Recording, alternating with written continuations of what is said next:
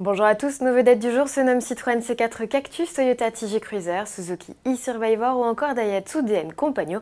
Pour tout savoir d'elle, c'est maintenant.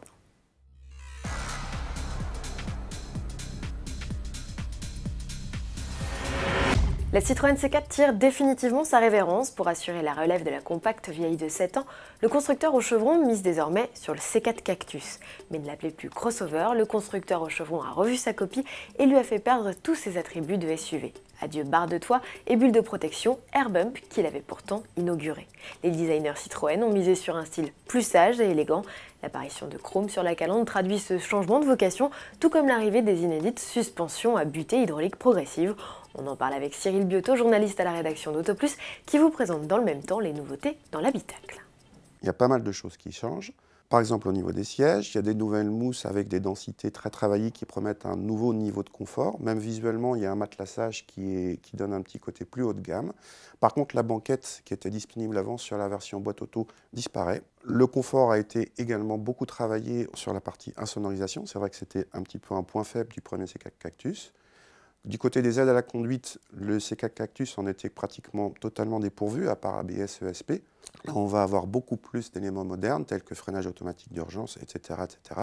Et enfin, les fameuses suspensions à butée hydraulique. Citroën nous promet, c'est assez étonnant, qu'on va retrouver le fameux toucher de route des Citroën à suspension hydraulique.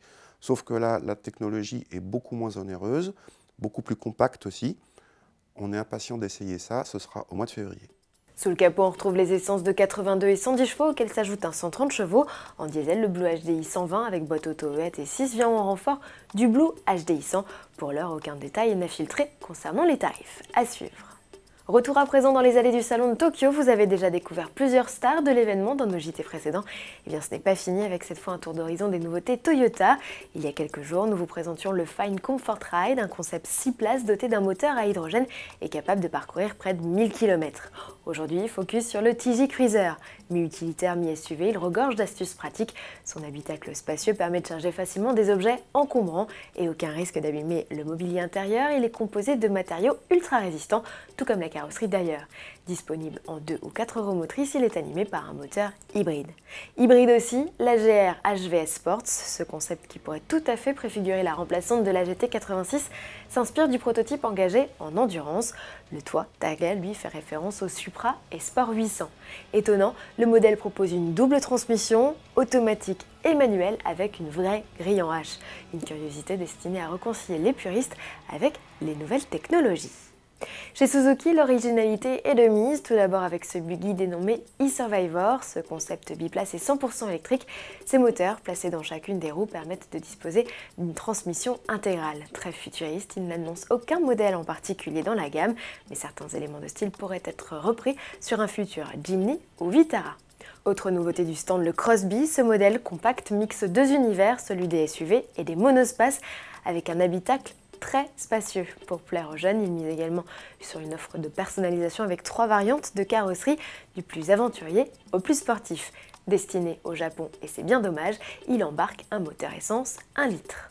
Pour finir, focus sur l'ADN Compagno, c'est l'un des coups de cœur de notre envoyé spécial sur le salon Agnès Lasbarère. La chanceuse journaliste a pu monter au volant. Il s'agit d'un coupé 4 portes et c'est vrai que l'intérieur est assez magnifique pour un concept parce qu'il fait très abouti.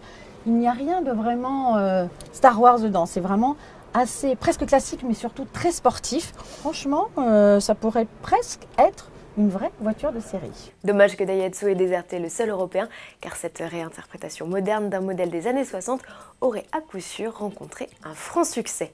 Retrouvez également d'autres coups de cœur sur la partie vidéo d'Autoplus. Bon week-end à tous et à lundi pour un nouveau JT.